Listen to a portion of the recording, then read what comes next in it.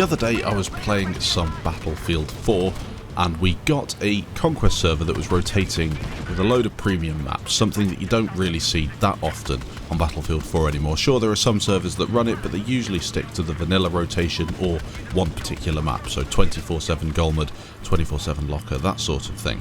Luckily for me, this server was, as I said, switching between all of them, and we got to play some really interesting maps. So Hammerhead, Whiteout, I think we got to play on Propaganda, and then this one popped up, Nancha Strike. This was a really interesting map when it dropped, all the way back in 2014, I seem to remember, with the Naval Strike DLC. A DLC that I personally adored because no other game did naval combat quite like Battlefield 4, alongside of course the infantry, tanks and things like that. There are some games that do naval combat probably better than Battlefield 4, but with everything mixed in, nothing really quite did it like Battlefield. In this video we're going to see some highlights from that match. I picked the patrol boat, of course I did. I was playing with a couple of my mates, as you can see in the squad, and we were trying to control the map as best we could. Some in jets, I was in a boat, a few of them were playing infantry, and we were island hopping between things, and we did win in the end quite comprehensively. As you know, when you work as a team in Battlefield 4, you are really well rewarded, especially on these bigger Conquest maps. I'm also using my favourite loadout, which is the 25mm TV combo, and trust me, this thing is just unstoppable. The only thing really I think that I have some trouble with in this match is the odd situation where I get locked and I'm in a bit of trouble, or the odd jets, but for the most part I really didn't find too many of them to be a problem, considering we did have a pilot in our squad up most of the time. So Nancha Strike and the Naval Strike DLC. Was it the most popular DLC at the time? Maybe not. I'm not sure everyone enjoyed it as much as maybe I did, because I really enjoy the attack boats.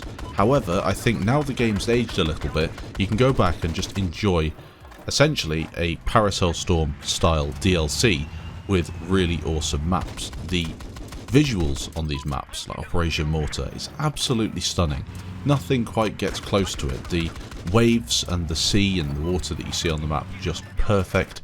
Everything is a real treat to take a look at, even all these years later.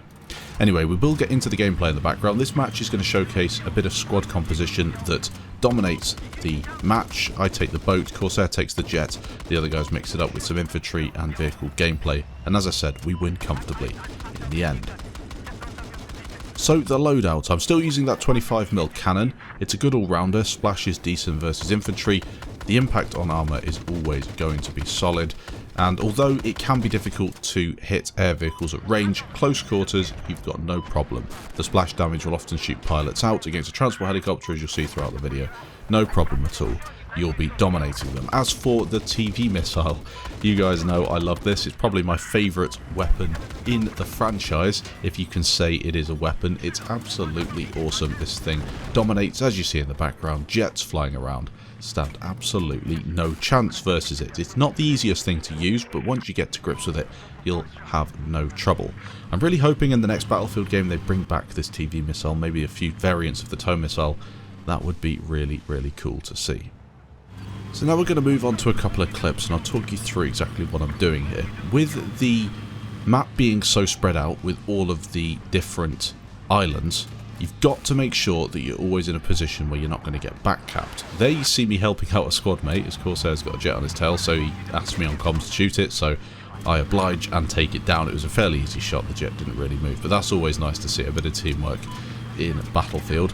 And then I go back and cap that flag. The importance of capping your back flags, as you know in Battlefield 4, is just essential. If you know how to play Conquest, it's one of those things. You have to make sure that you keep your gimme flags so your team can spawn and move on if you lose the central flags and you don't get back capped.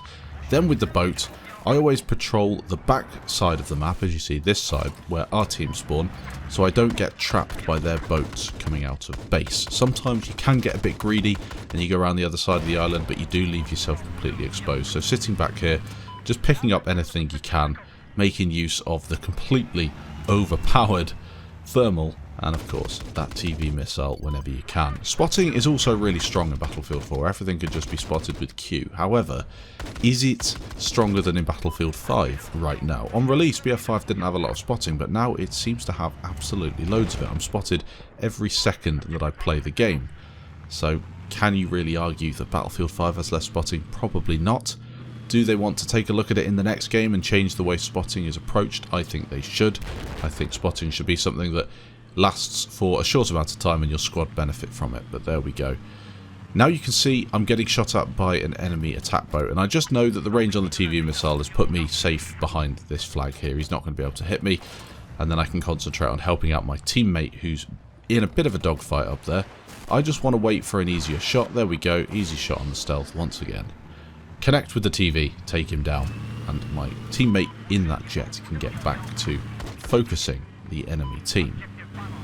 A lot of people ask me in the comments of these videos as well when I do stuff with the TV missile is how do I get so accurate with it and turn it so quickly?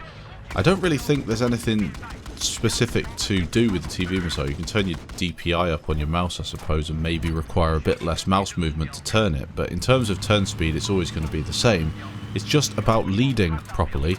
As you see here, I don't lead quite enough and then that jet dives out the way, so it's just prediction essentially most of the time. You predict where the enemy's going to go, and then you kind of pull your TV in around him, and there you see I do ghost on that attack jet. That can be a problem sometimes. You should always lead just a little bit to compensate for the server. But essentially just predict where he's going to go and then slowly move the TV in the way of it. As you see, I'm leading ahead. I'm not trying to catch up, and then I do miss that one. So that was a good little explanation, I suppose, with some examples in the background of one I hit, one that ghosted, and one that I missed. I'm always fairly close with them. I think that's the trick. The closer you are, the more you practice, the more you'll hit. And it's really something that you get to grips with pretty quickly in Battlefield 4 if you play in vehicles a lot. The attack helicopter, the attack boat, maybe even the attack jet if you take the TV missile, as though it's not quite effective with the attack jet.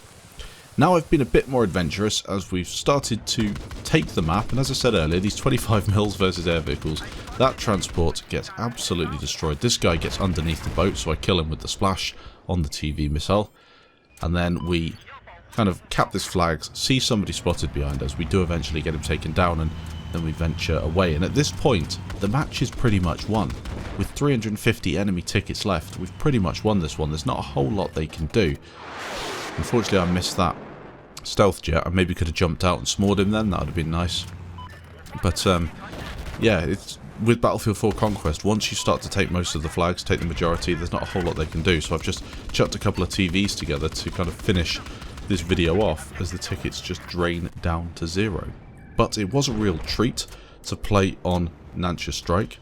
I know Battlefield 5 has had this patch that has apparently changed a load of stuff in the game. I'm not really that bothered about it, to be honest. DICE have already ruined Battlefield 5, unfortunately, and it's going to take a whole lot more than another TTK change, because despite what a lot of people think, it's not a TTK revert, it's a TTK change. They've changed it to yet another thing. It's not the same TTK as 5.0, it's not the same TTK we had on release, it's something different. Kind of nearer the 2018 Christmas patch, if you remember the first time they did it. This is kind of what we're at the minute, so it's not really something I'm that bothered about.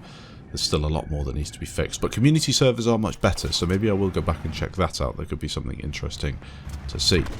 So let me know what you think of this in the comments. Have you been back and played some of the classic Battlefield 4 maps like Nancha Strike? These things are really good fun.